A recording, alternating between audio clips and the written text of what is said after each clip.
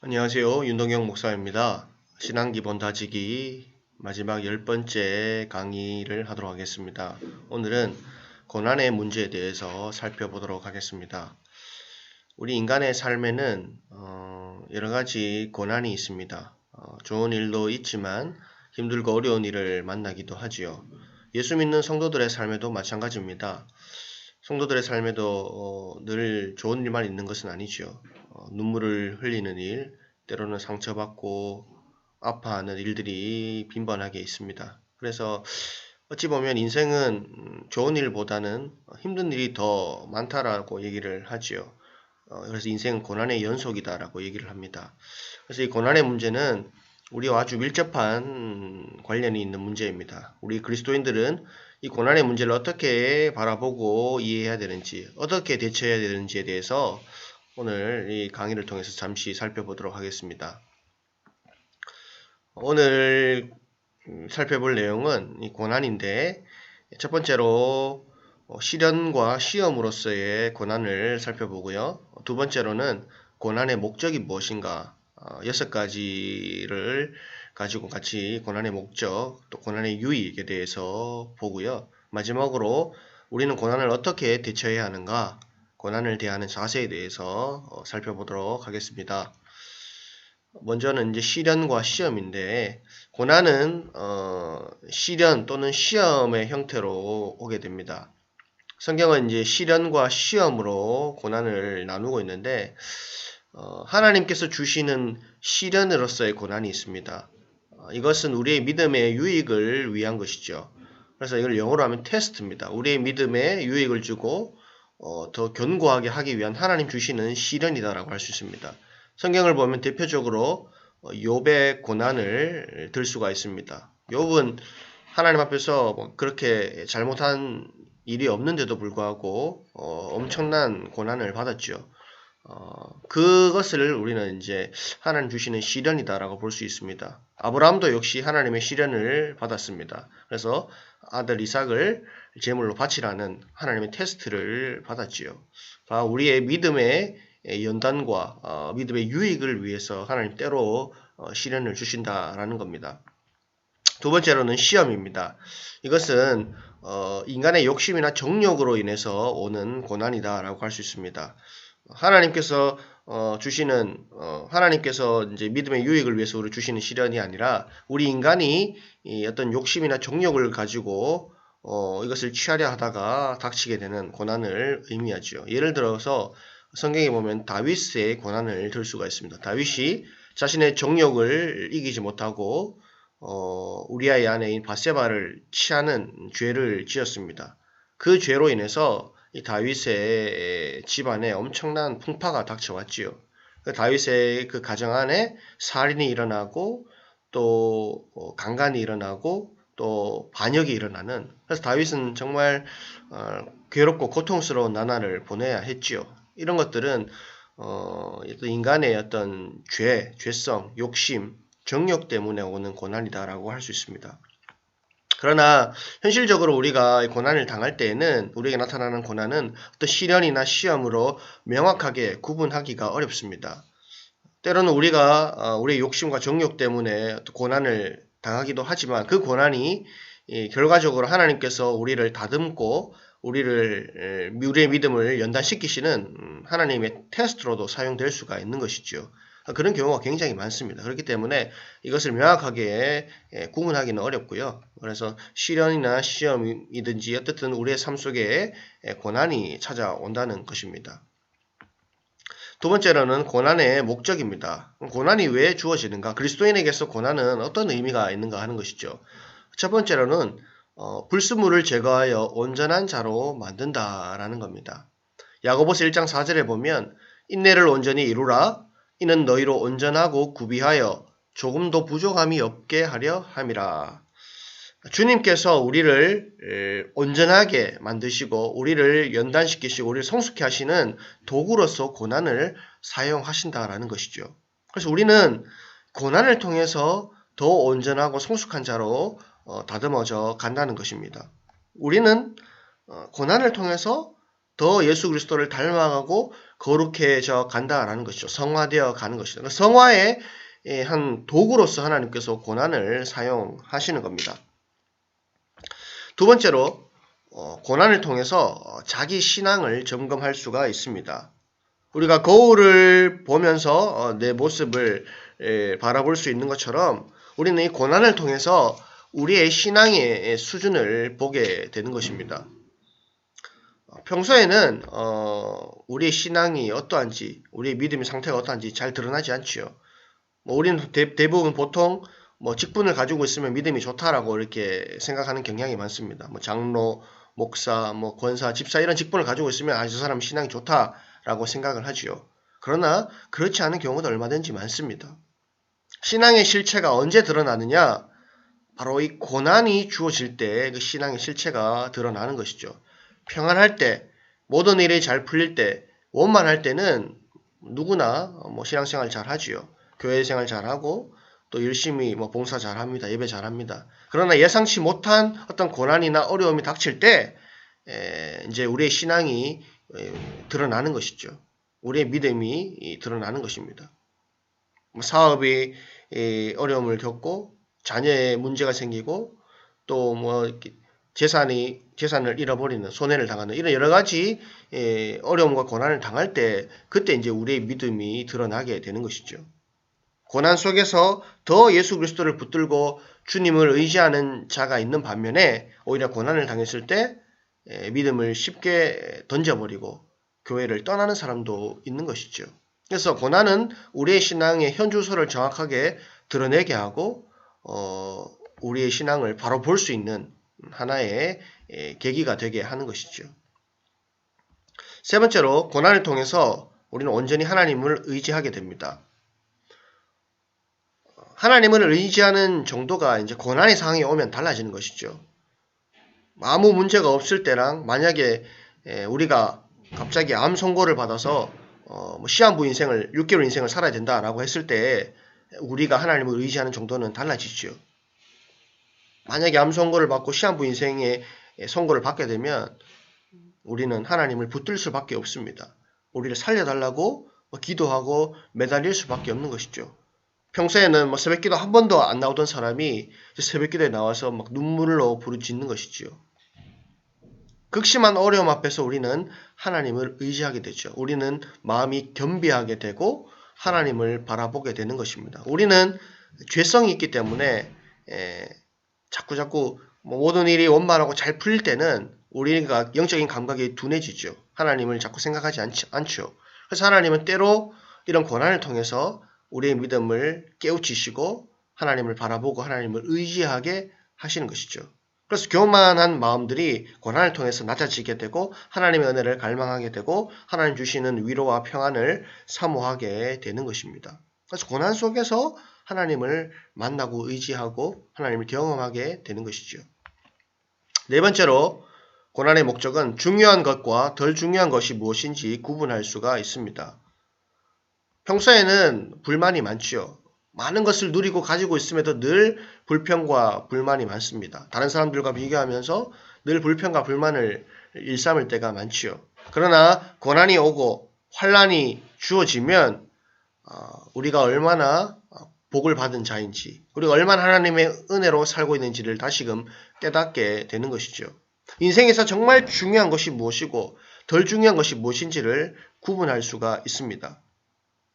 내가 지금 현재 누리고 있는 것들이 얼마나 감사한 것들인가, 얼마나 하나님의 은혜를 내가 누리고 있는가를 다시 한번 깨닫게 되는 것이죠. 만약에 사고를 당해서 다리가 다쳐서 걸을 수 없는 상황이 되어 보십시오. 우리는 걸을 수 있는 것이 얼마나 감사한 일인가 다시 한번 깨닫게 되는 것이죠. 그래서 이 고난이 오면 정말 우리가 중요하게 여겨야 될 것이 뭔지, 덜 중요한 것이 무엇인지를 구분할 수가 있습니다. 하나님을 감사하고 하나님의 은혜가 무엇인지를 다시 한번 깨닫게 되는 것이지요. 다섯 번째는 진정한 그리스도인임을 확인할 수가 있습니다. 성경에는 분명히 신자에게 고난이 있다라고 얘기를 하고 있습니다. 세상에서 너희가 환난을 당하나 담대하라 라고 예수님께서 말씀하셨죠. 세상에서 너희가 축복받고 칭찬 듣는 것이 아니라 오히려 세상에서 그리스도인은 환난을 당한다, 고난을 받는다, 박해를 받는다라고 얘기를 하고 있습니다. 그래서 우리가 고난을 당할 때 우리는 내가 그리스도인임을 다시 한번 확인할 수 있게 되는 것이죠. 무릇 경건하게 살고자 하는 자는 박해를 받으리라. 예수를 믿는 사람에게는 박해가 있습니다. 예수를 믿기 때문에 그 믿는다는 이유 때문에 세상으로부터 박해를 받고 사람들로부터 미움을 받기도 하는 것이죠. 그런 상황들을 겪으면서 내가 예수 그리스도를 믿고 있구나, 내가 신자구나라는 것을 다시 한번 확인하게 되는 것이죠. 그래서 우리는 더 주님을 이제 붙들게 되고 주님의 말씀을 기억하면서 내가 하나님의 자녀구나, 더욱더 주님의 말씀 따라 주님을 의지하며 살아야겠구나라고 다짐하게 되는 것이죠. 그래서 고난은 우리가 누구인지를 다시 한번 확인할 수 있게 하는 그런 깨달음을 준다는 것이죠. 마지막으로 고난은 타인을 이해할 수 있게 합니다. 고통을 겪어본 사람이 고통당하는 자들의 마음을 이해할 수 있다라고 하죠. 고통을 겪어보지 못한 사람은 고통당하는 사람의 그 마음을 온전히 공감하기가 어렵습니다.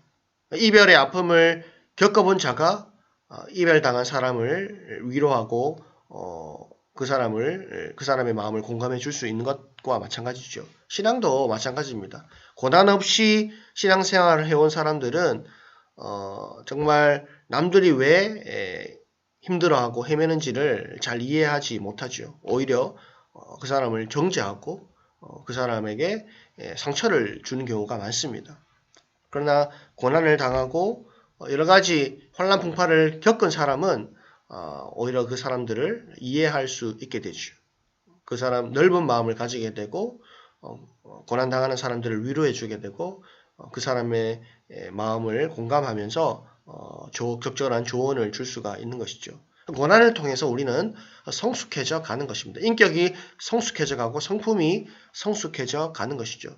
마음이 넓어지게 되고 다른 사람들을 포용하고 이해할 수 있는, 더 나아가 그들을 용납하고 사랑할 수 있는 마음을 가지게 되는 것이죠. 그것이 성장하는 것이고 성숙하는 것입니다. 그래서 고난을 통해서 우리는 나중심적인 사람에서 타인을 이해하고 용납하는, 타인을 이해하는 사람으로 성장할 수가 있다는 겁니다. 마지막으로 고난을 대하는 자세입니다. 고난이 올 때 우리는 어떤 자세를 가져야 하나, 그리스도인들은 어떤 마음을 가져야 하냐라는 것이죠. 첫 번째로 고난을 받을 때 예수님을 생각하라입니다. 우리는 고난을 받을 때 예수님을 생각을 해야 합니다. 심리학자에 따르면 고난을 당할 때 고독감을 느끼면 고통이 배가 된다라고 합니다. 다시 말해서 나 혼자 고난을 받고 고통을 받고 있다라고 느끼면 더욱 마음이 힘들고 고통이 가중이 된다는 것이죠. 반대로 누군가 나와 함께 고난을 받고 있다라고 생각을 하면 고통이 반감이 된다라고 합니다. 매를 맞을 때 혼자 매를 맞으면 더 아프죠. 근데 누군가 함께 매를 맞는다면 그 고통이 줄어들고 반감이 된다는 것입니다. 우리는 고난받을 때 누구를 생각해야 되냐? 예수님을 생각해야 됩니다. 예수님이 고난을 받으셨다라는 것을 생각을 해야 합니다. 히브리서 4장 15절에 우리에게 있는 대제사장은 우리의 연약함을 동정하지 못하시리가 아니요 모든 일에 우리와 똑같이 시험을 받으시니로되 죄는 없으시니라. 예수님은 누구보다 이 땅에서 고난을 많이 당하셨습니다. 예수님은 잘못한 것이 없지요.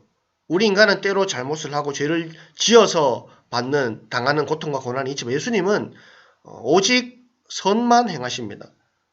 예수님은 결코 죄를 짓지 않으셨죠. 그럼에도 불구하고 예수님은 부당하게 고난을 받고 사람들로부터 온갖 멸시와 조롱과 천대를 다 받으셨죠. 결과적으로 마지막에는 부당하게 십자가에 달려 죽기까지 고통과 고난을 받으셨습니다. 예수님만큼 고난을 받은 사람이 없지요. 그분이 모든 고난을 친히 다 받으셨기에 그분은 우리의 연약함을 동정하실 수 있다는 것입니다. 모든 일에 우리와 똑같이 시험을 받으셨습니다. 그러나 그는 죄가 없으신 분이지요. 그래서 우리는 고난을 받을 때 나만 고난을 받구나, 이런 생각을 하기보다는 누구보다 예수님께서 가장 극심한 고난을 받으셨다. 그 예수님이 나를 이해하시고 공감하신다라는 사실을 기억을 해야 합니다. 내가 고난을 받는 것은 주님께서 받으신 그 고난에 작은아마 동참을 하는 것이다. 이렇게 우리는 생각을 할 수 있습니다. 그래서 우리는 예수님을 생각하면서 그 예수님이 나를 위로하시고 나와 함께 하시고 나를 공감해 주신다는 그 사실을 기억하면서 우리는 힘을 얻고 용기를 얻게 되는 것이죠. 뿐만 아니라 우리만 고난받는 것이 아니라 실질적으로 믿음의 선진들, 선조들은 다 고난을 받았습니다. 우리가 받은 고난보다 훨씬 더 극심한 고난도 많이 받았지요. 성경은 그런 이야기들이 많이 있습니다. 히브리서 11장 24절과 26절을 보면 대표적으로 모세에 대해서 기록을 하고 있습니다.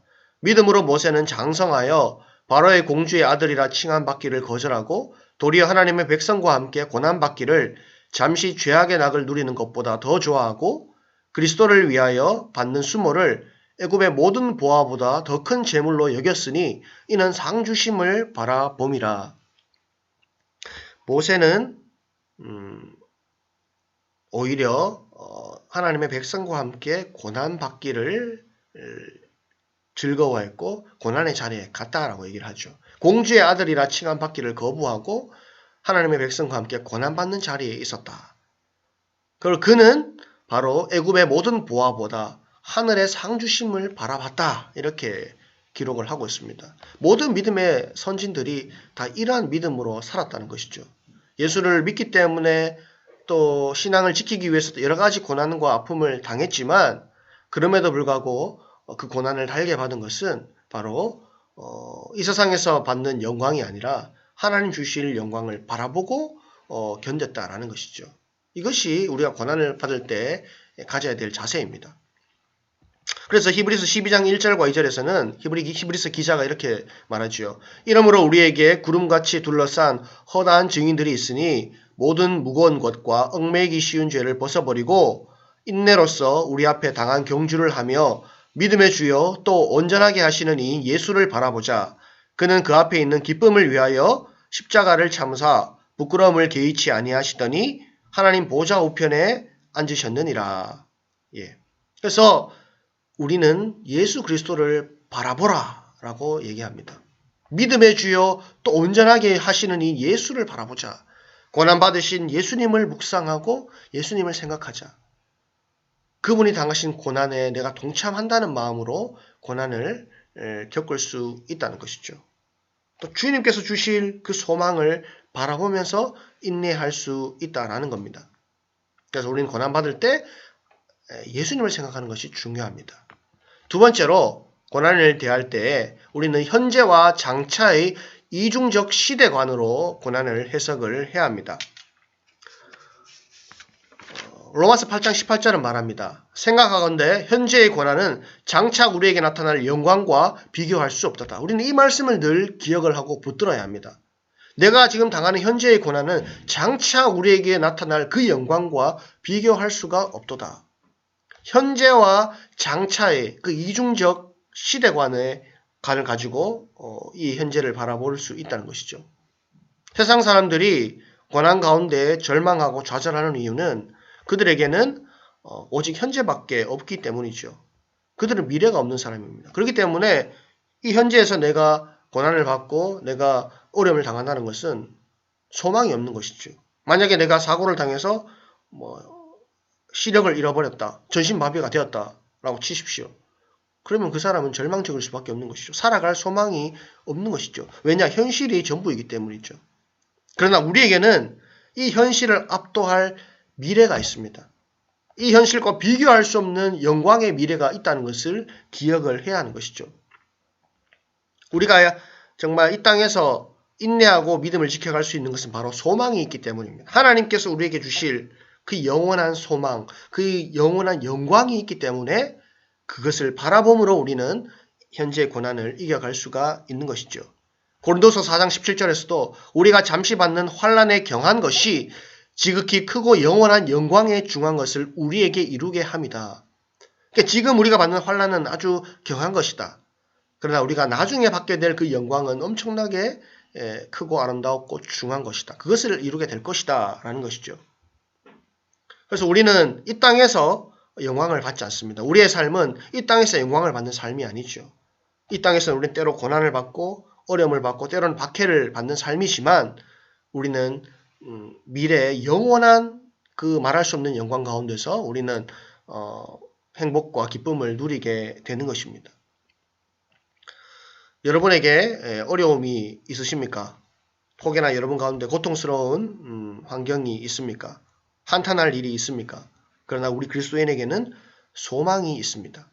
영생의 소망, 하나님께서 우리에게 주실 그 천국과 그 영원한 영광의 소망이 있습니다. 우리 그것을 바라보아야죠. 하나님은 거짓말 하시는 분이 아닙니다. 하나님은 반드시 약속을 지키시는 분이죠. 우리가 이 땅에서 정말 열심히 우리에게 주어진 사명을 감당하면서 때로는 고난을 받고 힘든 일을 겪지만 하나님이 우리와 함께 하시죠. 우리를 지켜주시고 보호해 주십니다. 그리고 우리가 이 세상에 육신의 장막을 벗을 때 하나님 나라에 들어갔을 때 하나님 안에서 영원한 영광, 하나님 주시는 그 면류관을 받으면서 영원한 생명을 누리게 되는 것이죠. 그래서 지금 우리가 겪는 이 고난은 잠시 잠깐이고 이후에 우리가 겪게 될 그 영원한 영광은 말 그대로 영원한 것이기 때문에 우리는 그 믿음을 가지고 이 땅을 살아갈 수가 있는 것입니다. 간혹 학생들 보면 이제 고등학교를 졸업하고 대학에 가서 신앙을 버리는 청년들을 보게 됩니다. 또 직장에 들어가서 또 신앙생활을 내팽개치는 사람들도 보게 됩니다. 참으로 안타까운 일이죠. 눈에 보이는 세상의 영광과 그 하나님 나라의 영광을 바꿔치기 하는 것입니다.